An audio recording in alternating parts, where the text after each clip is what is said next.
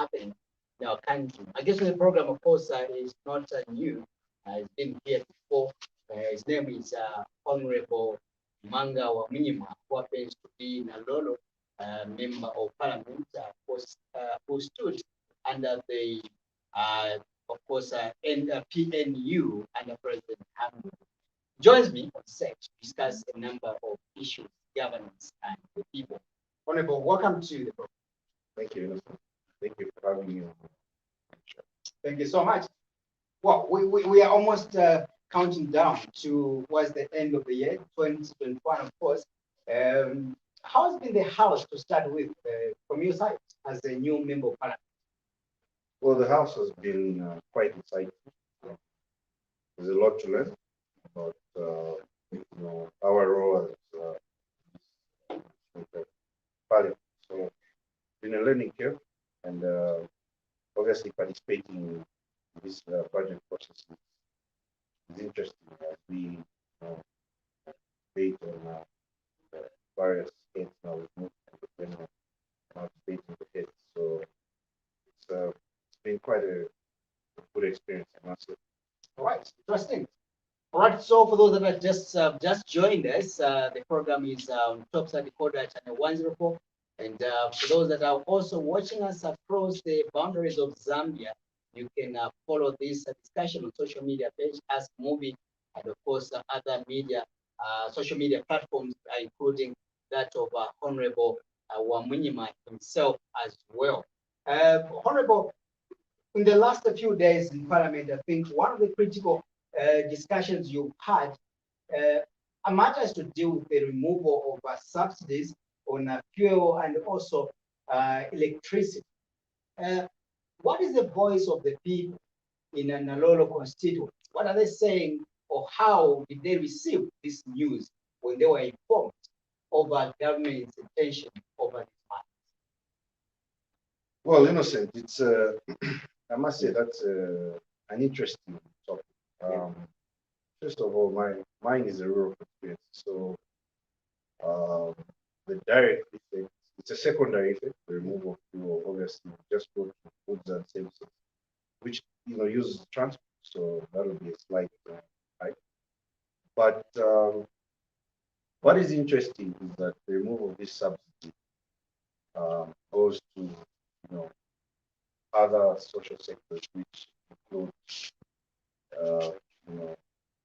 increasing the funding at the constituency level,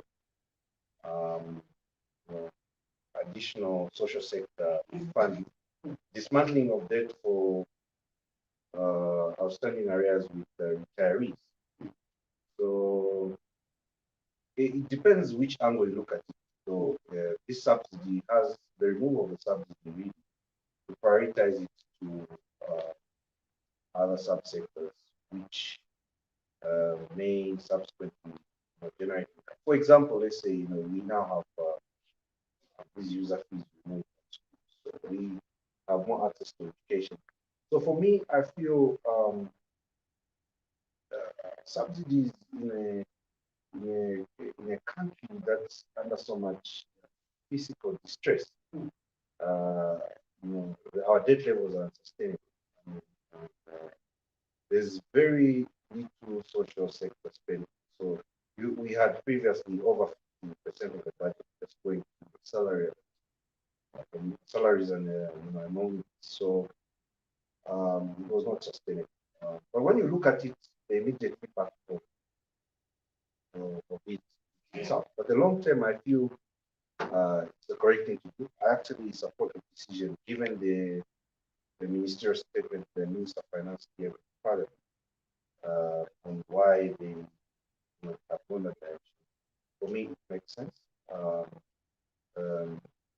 When those subsidies are removed, you pay the same price with other countries that don't subsidize fuel within the region, so in the same cost.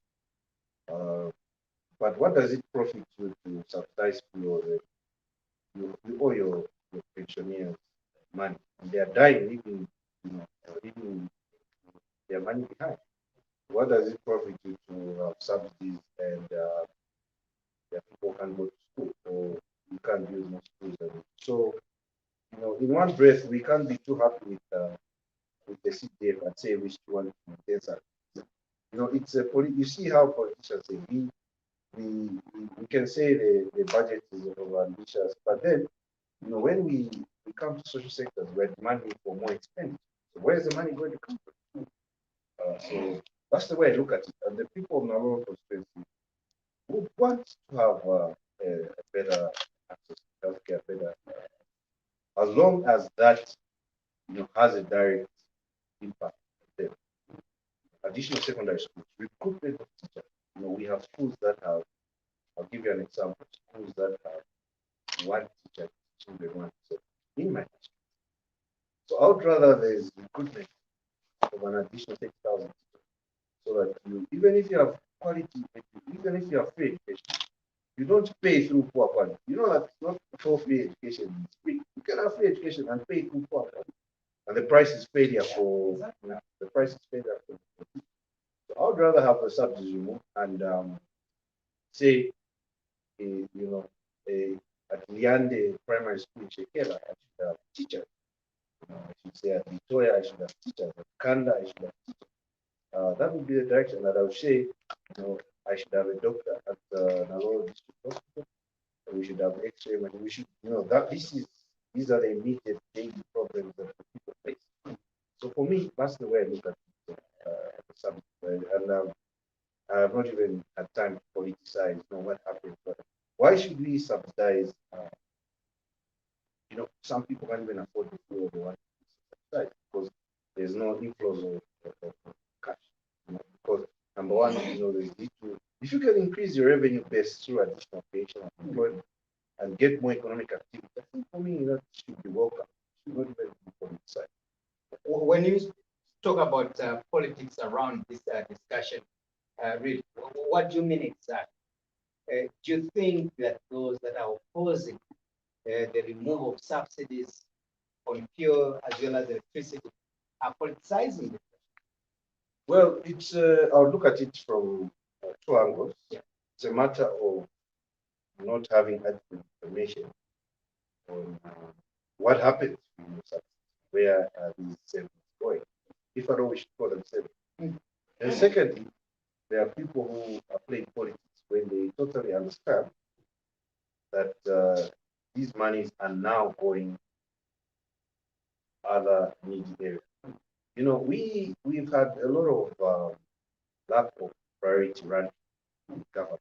And for example, we have a situation where you cannot spend millions of dollars or buy those money via when you could have spent that in immediate additional sector. So for me, it's too innocent. I see it from this. Others are political, but others genuinely feel that the cost of living will be high, which to a minimal extent is true. But to what extent? It's a win-win situation. That's the way I'd like to make my people understand. People represent. Exactly.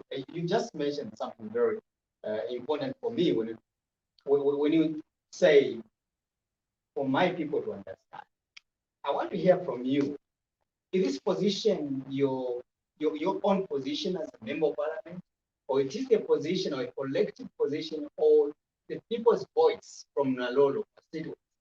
I ask this question, reason being that one of the problem that I've discovered so far in the many years I've been in the media is that most of you parliamentarians, you lack that engagement with your people, most especially when the developmental matters are brought before the floor of the House. An MP would rather walk into the floor of the House and give a position claiming that that position is on behalf or is coming from the people where he or she comes from. Have you engaged your people, explaining these issues to your people, maybe in simpler terms, and to hear their inputs? Well, innocent. When the budget actually mentioned about cost reflective, which was actually removed, except that other other members did not pick it up until I went to the constraints.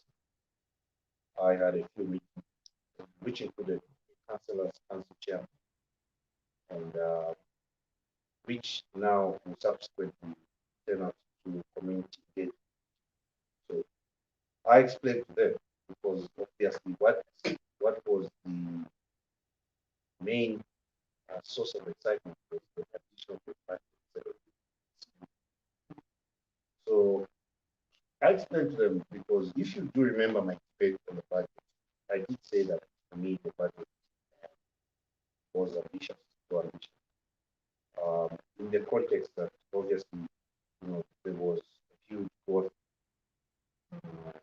expenditure versus revenue, which of course meant that additional borrowing from IMF. So I explained to the councillors, and we came with the councillors, council chairman, and everything, and we came up with a strategic plan to say, subsequently, what would come out of this savings that are coming from subsidies is an increase in expenditure in other areas, which includes an increase in the purchase development fund. So the very fact that resources have gone, have gone closer to a rural constraints like mine, based on the engagement that I had, the strategic plan that I launched, who very, very, very little engage in that debate of exploration side. Because the pressing needs there, number one, access to education. People haven't walked over 20 kilometers. So if people walking over 20 kilometers to access health, and not quality of healthcare that is really acceptable. So I have had that grassroots engagement, and what I'm getting to, what I'm getting from the grassroots is that they were decisive. What they did previous generation, in the sense that what is aging for them is how these areas that are immediate concern to be addressed. So it's not an opinion of mine. I've been to the Nalolo West side where we have over 40,000. That's the bigger side. And for them to have to drive all the way to Sinanga, they cannot trade that opportunity to finish that hospital for anything. So the subsidy issue really is a major concern for the urban constraints because of they can afford other things that other people can't afford. But that is what we say. Government must be equitable. If someone in an urban constraint can go to live in house, they can go to utilities. They can drive. They must not be see it from the lens of their situation. Let's have a holistic look at it. You are in an area within Zambia and you can't use your cell phone because there's no network. There's no proper network down. And we should say, let's maintain this subsidy because so the general feeling, the general feeling, all the people in Nalolo is that this is a welcome to in as far as these resources directly can alleviate poverty, give an opportunity for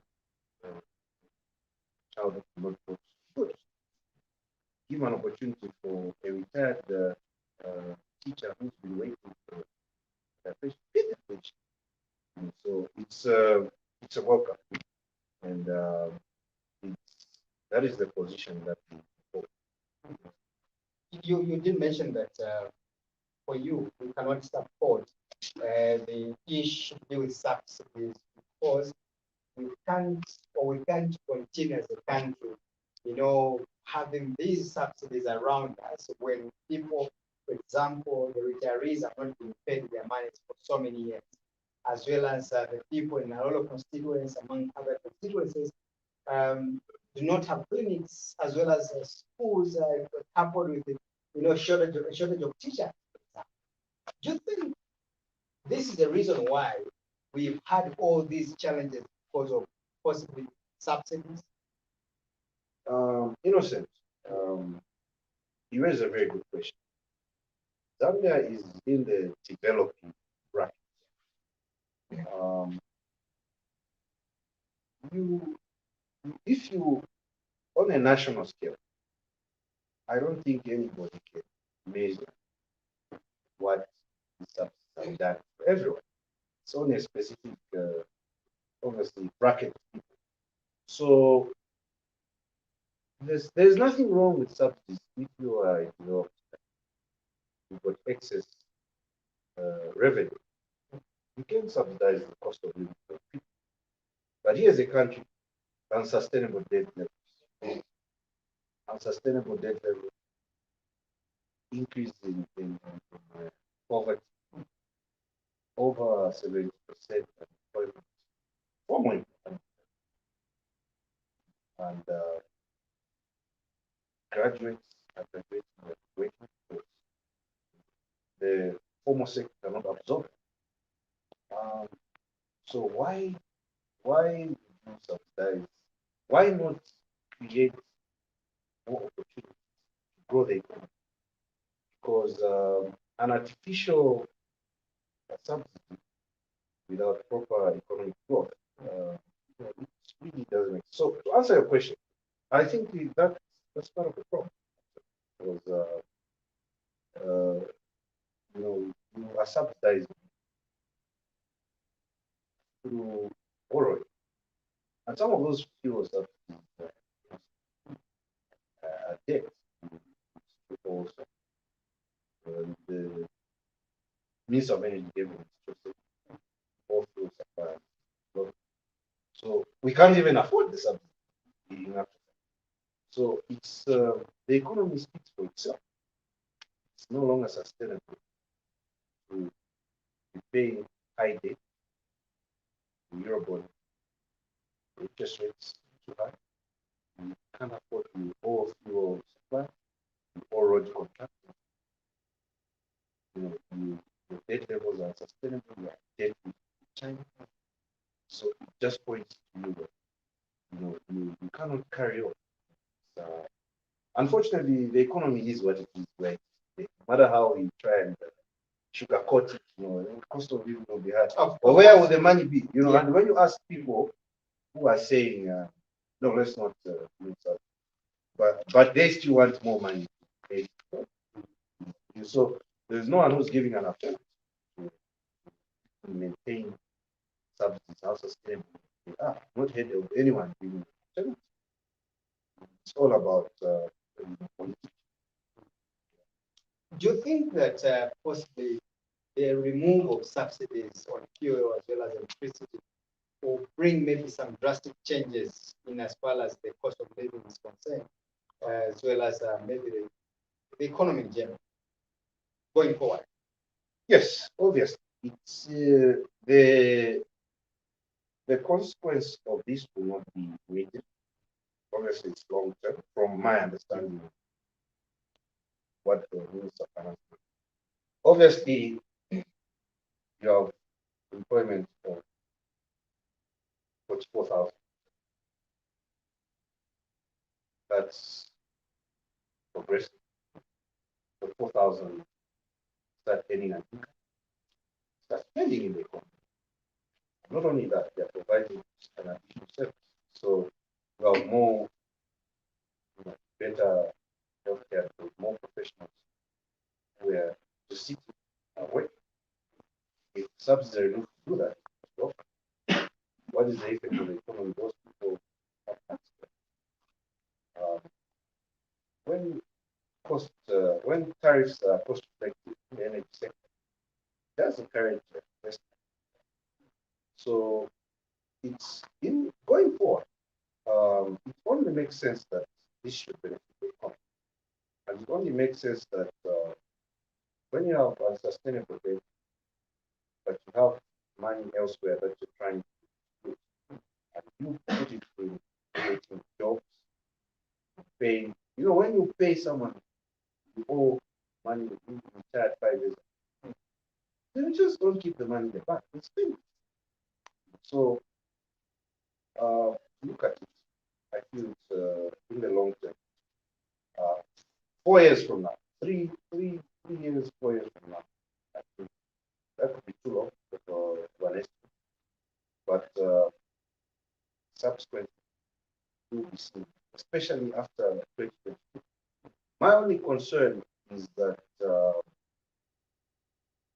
you know, will we attract more investment minds as we envisage, in the budget, the 3 million metric tons of copper that we seek. Those are my fundamental concerns. So will we achieve that? Because that is also part of the Minister of Finance plan. So internally, okay, I just see that my position has always been that mining is not sustainable.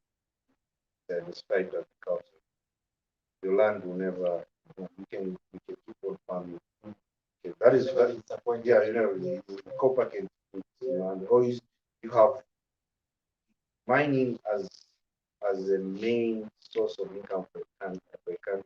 This has been difficult for many African nations because of inconsistent mining policies that encourage or discourage uh, investors. Whereas when you look at agriculture, you farm at value export, you have food security. So for me, that's my only concern. But with subsidies, it's a foregone conclusion. The removal of subsidies would definitely. You need to bear in mind, Honorable, here, that the decision or the proposed removal of subsidies has brought about or is about to bring, come with some casualties around, in terms of the Indian refinery, which is the put on care and maintenance as well. And in the actual sense, we mean that it's possible that workers might lose their jobs. Although government has indicated that they are going to take care of those individuals. But of course, for lack of, just for to put a disclaimer to that effect, because we've heard the sentiment from government before, even several companies that have been sold in the previous administration. We've been told no, government is going to take charge of these workers. They will pay the workers maybe for 2-3 months. Later on, everything goes south. It used to insist that the subsidies, or let me just ask the question: what is your position regarding the welfare of the workers? Innocent, I want to put it on record. Yeah. I do not support it. And the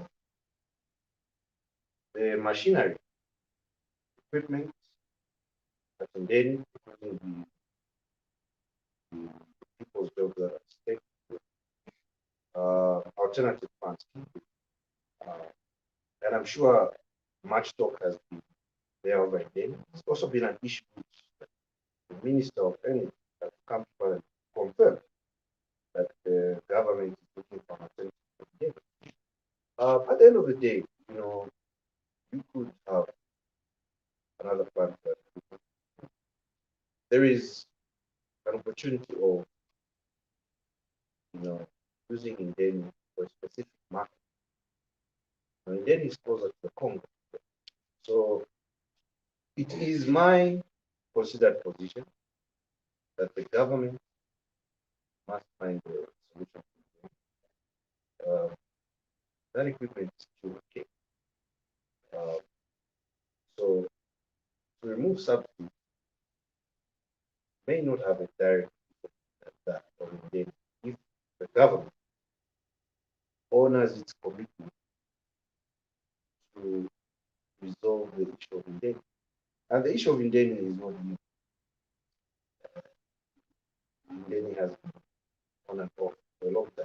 except that because it's a new government, obviously, everybody is trying to hold them accountable as soon as possible. So, my position is that in removing subsidies, uh, the government must mitigate the casualties. That is what a government is there for.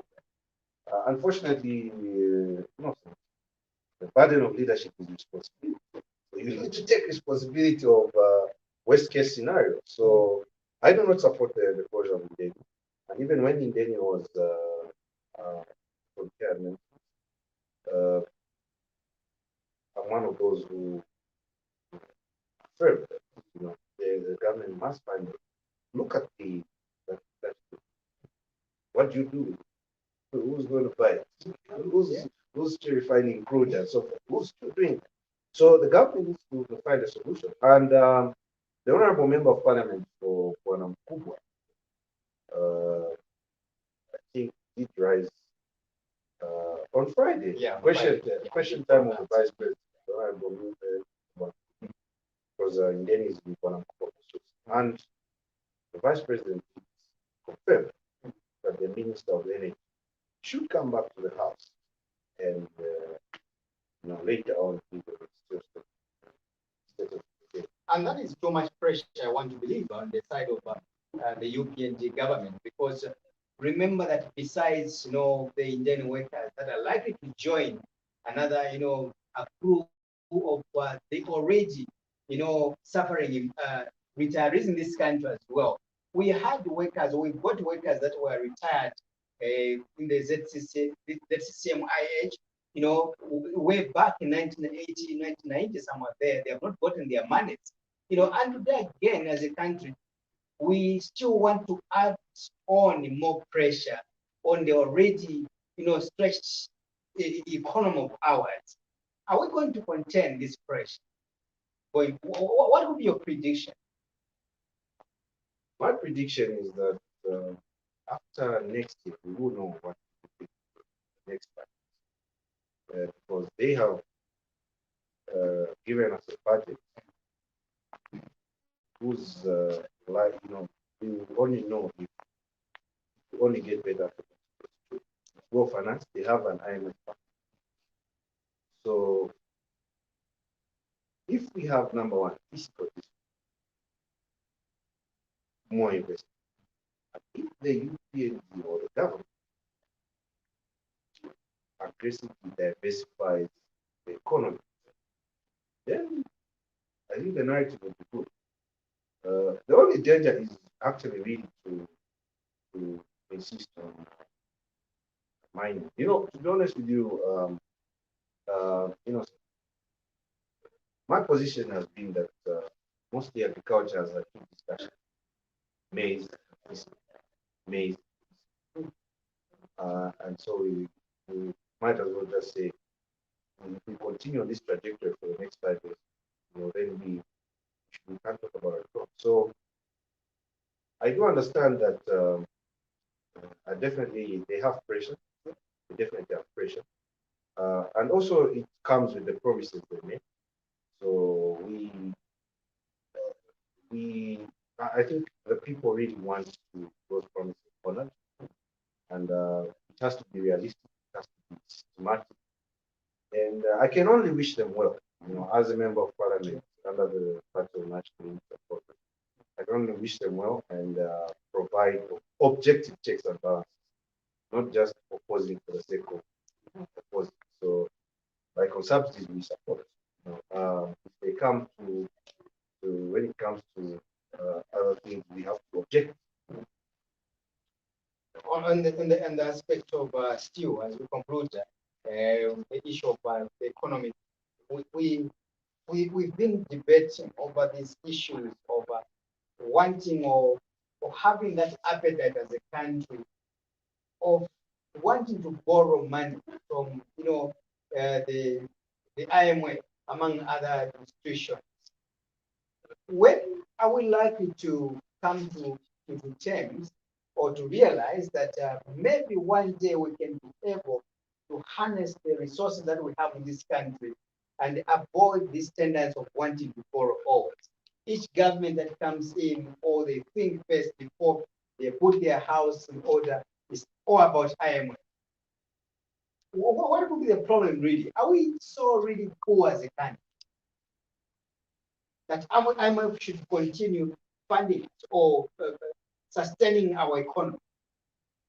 Well, to be honest, Innocent, quite an interesting question. My honest view is that we are always in a position where we need to incur debt because of, not because the country is poor, because of poor leadership.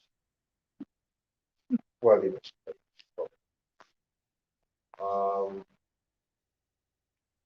being one of the largest copper producers, now we have gold.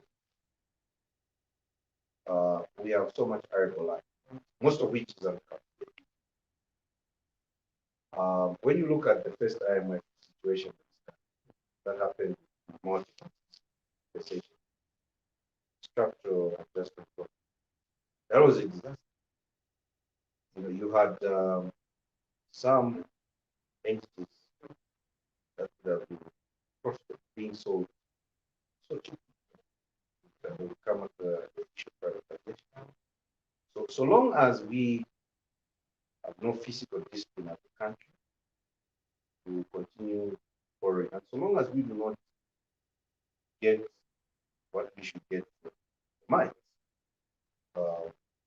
we've had a lot of talk around the mines. What happens to the profits that come from the mines? But you'll find that you have a bloated civil service, you have inconsistent mining policies. So your profits in the mine have not been consistent from the multi-party dispensation that came with second the mining policies have been consistent. Therefore, even the investment profits have also been, so this government has got the opportunity to change the narrative. Is this IMF package going to encourage more physical discipline? For example, are we going to have increased investment in agriculture? Or are we going to still import toothpicks? The Ministry of Small and Medium Enterprise, is it going to work for this purpose? Are we going to get the correct declarations from these mining companies? How can companies declare that they're making lost from money? So they have an opportunity. This government has an opportunity to make this perhaps the last IMF. How possible that the UPND now they can change the narrative around, because already they have demonstrated by more like removing the mineral royalties, in the mining sector, while it's on the other hand as well going to the IMF to borrow. When we seem to be shy to tax the mining sector, where we can be getting, this is something that can be able to finance our economy. We seem to do the opposite. Does that make a lot of sense to you? Well, look, yes, when you look at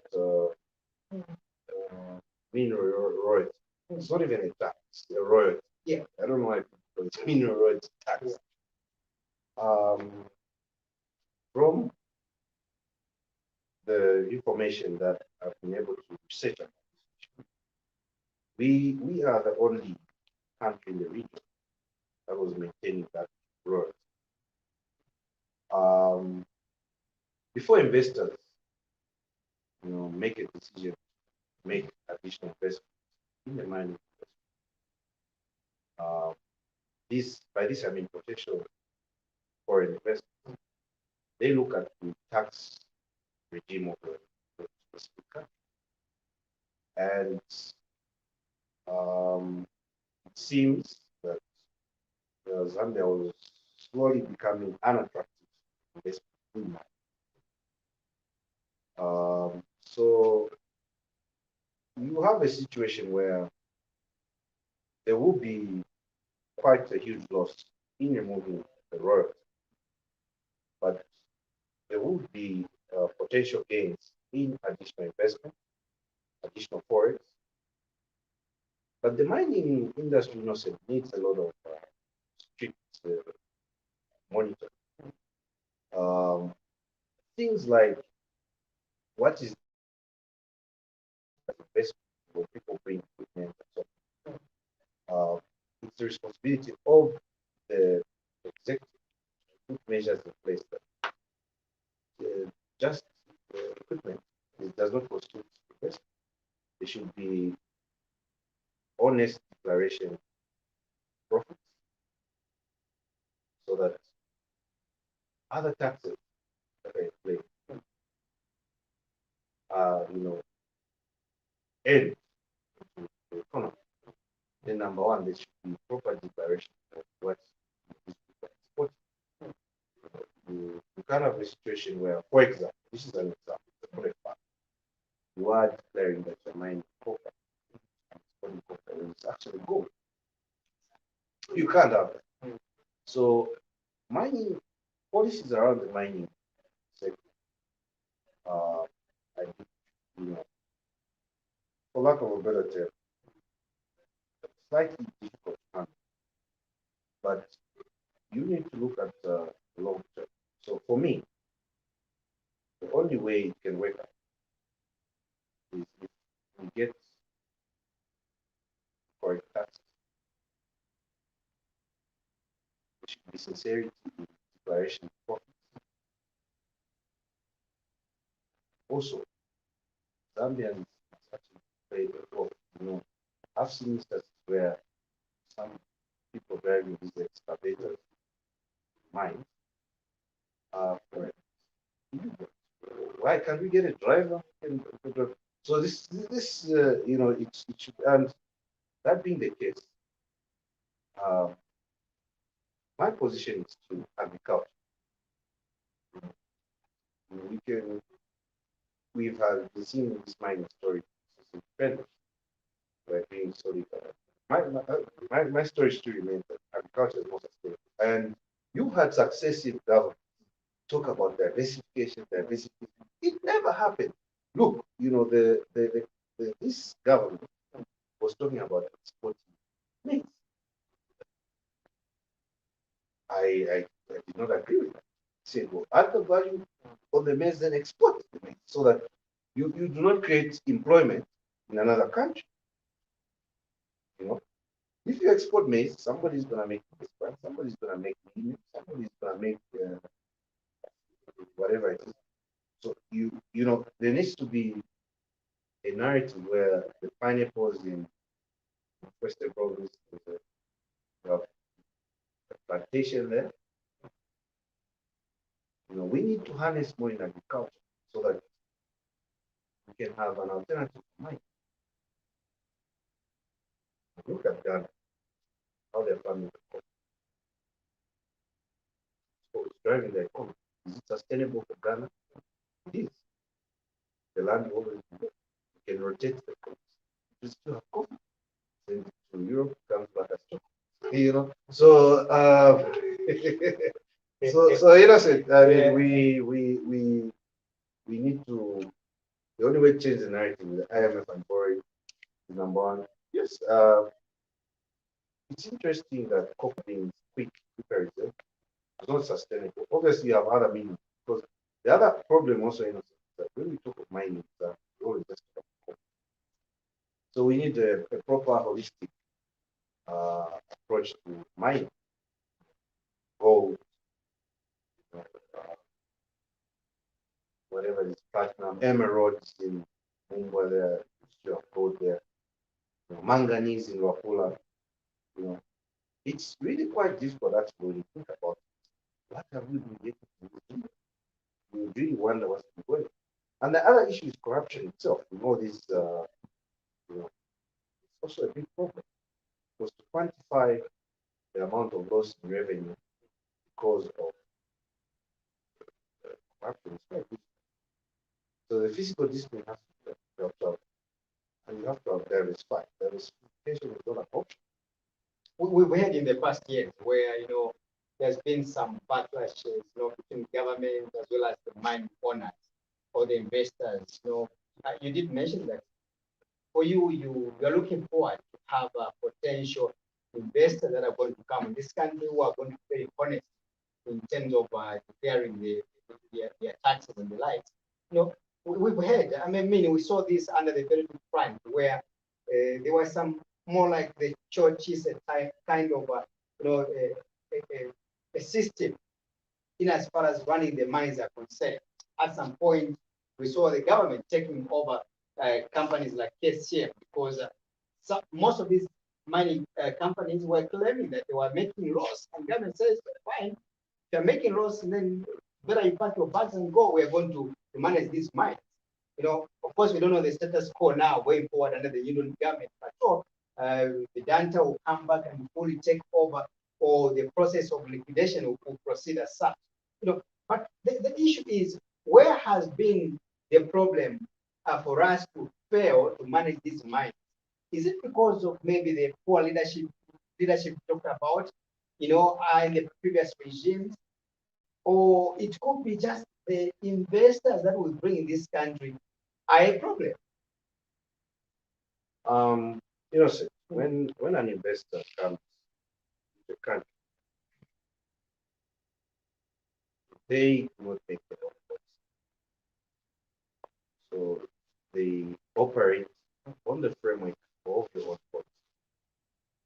So even in reformation of the mining policy, the question must be, how is it working in other jurisdictions? It must be compared. How is it working in Namibia? How is it working in Botswana? How is it working in South Africa? If they don't have mineral roads, their income tax, how is it working? So the issue has been the policy is real. If you're giving a tax holiday, how are you justifying the tax holiday? For 5 years, they're not going to make profit. So at the end of that 5 years, they'll just pack their bags and go. Some of them. Yeah, okay. So if your policies are, they would have made their money already. So the other issue is that mining policy require a lot of consultation. This mining problem in this country has been historic in nature, and it's been driven by poor policy, specifically mining. So you can't predict whether tomorrow the government will take over or not, or whether they'll just put the CEO of the mine in job and send it. So you see, there's been that lack of consistency. So the new Dawn government can fall in the same trap. They're also inconsistent. So there must be enough consultation, perhaps a mining indaba, because I do agree that there's need to show. So what we have. What kind of mining indaba should we have with surrounding the mines? Because we've had a number of them, which comes almost every year. I personally, I don't know how many indabas I've covered regarding or where people have been would assemble and begin to brainstorm on the welfare of the mines. What kind of indabas? Interesting, our party president, I actually did make a presentation at the mining indaba hosted by the Patriotic Front. One of his proposals was actually the removal of mineral royalty to encourage investment, which has been done. So let us see where that is. Also, you see, there's been debate that the mineral royalty was more like a double taxation. We leave that debate to the experts. But like I have said, for me, the concern is that do these people declare the correct profits? The policy framework in monitoring and evaluating this needs to be improved. You know, for example, it would be interesting to know what yardstick the government uses to ensure that mines are going. It would be interesting to know. And I think that's one of the areas the, the new government has to. But like I keep on saying, mining is not a sustainable economic trend. We cannot just rely on mining. We need to also that. You are really insisting actually to, diversify from the mining sector to, of course, to be expanded or to be given much focus.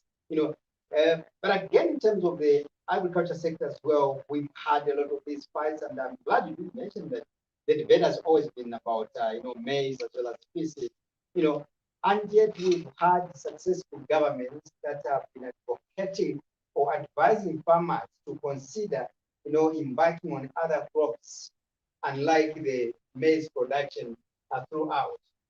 But we seem to have farmers that are not willing, again, some farmers are not willing to go into other crops. How can we change the mindset?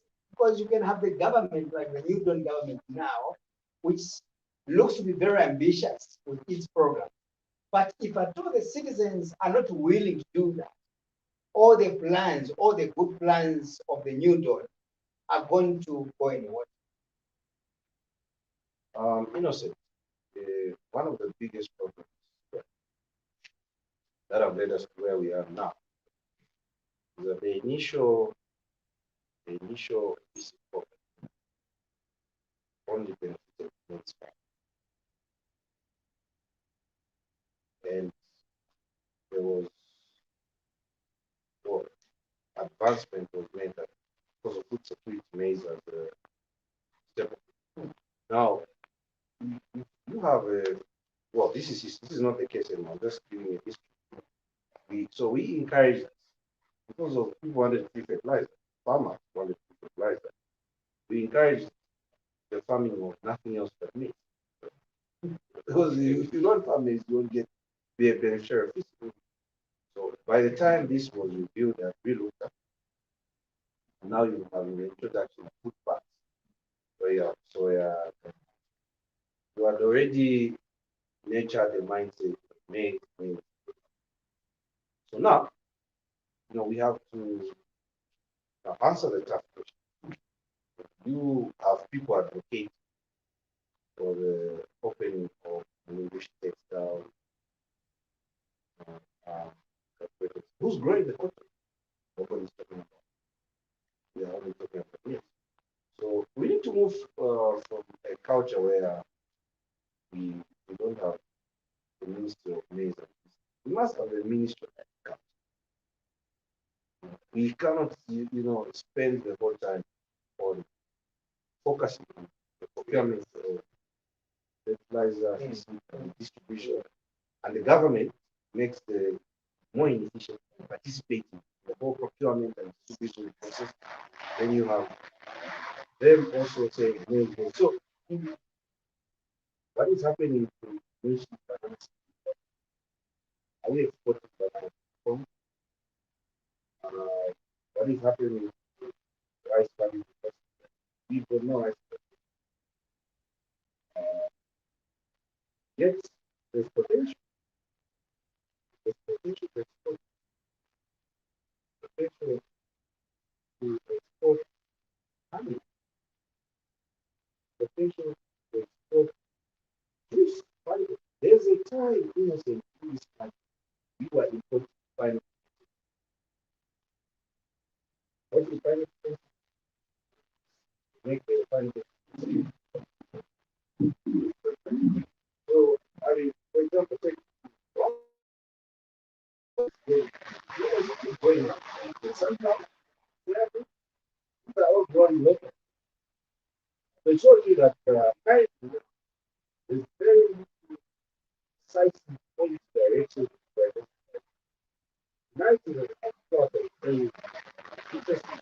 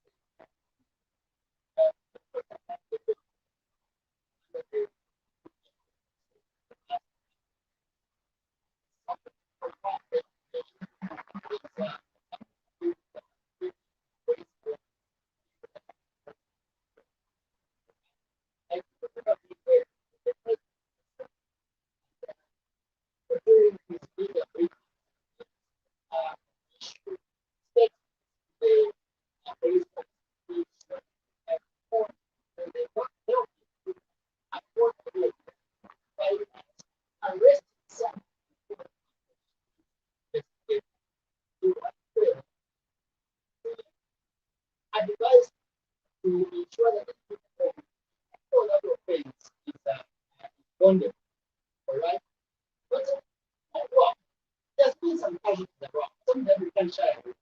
You know, one case I wish to point out is the case of Honorable Davis, who's paying the bill for the close to 7 days or more than that behind. You say that one of the rules that the president talked about, or you say it was betrayed by the police force? Well, I remember that coming on earlier. Yeah. Must have been raised by the minister.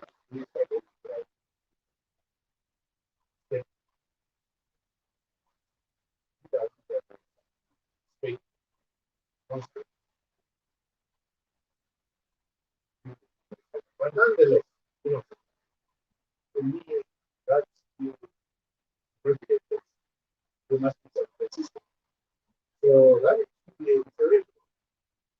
Now, has to because you know that the problem is that small. People will grow. Also, you know, you can get it right. The problem is that people think like I think the problem is that get low and things just became low. What happened? Because yes, when people are spending about even 50 days behind that, so why you want to go over this problem like already now as well as the past? They're going to took for a risk for the same basis. I think I think we are the exactly as they do. I think that we have to you know that peaceful environment is very pleasant. But I think that was saying the wrong way. We got their point as well. Personally, yes, make sure you are following what people are describing as hardcore political violence others. You know, people that were running political violence, for example, now, what affairs appears today is getting a position from when they political violence. You know, you can name them enough of them. We are talking about these are professional positions. We can suggestions that however that your paper president can ministry of position to a political party president doesn't matter or a political party kind of run a better way. There's no problem. Those are political but not a professional position because you're important analyzing now the professional things. Stop it. You know, that is now moving from are we now coming to civil service? Yeah, I think So let's look at it from my view of civil service. And I'd like to put it in red. That is one of the things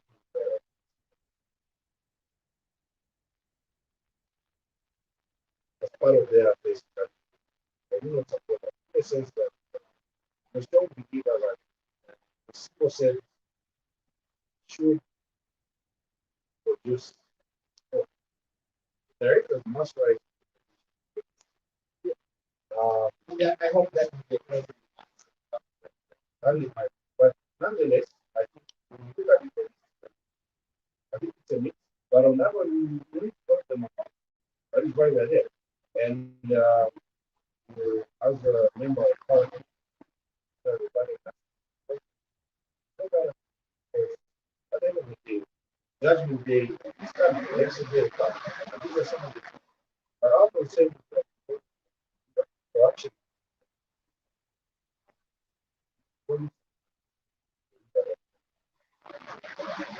Thank you so much for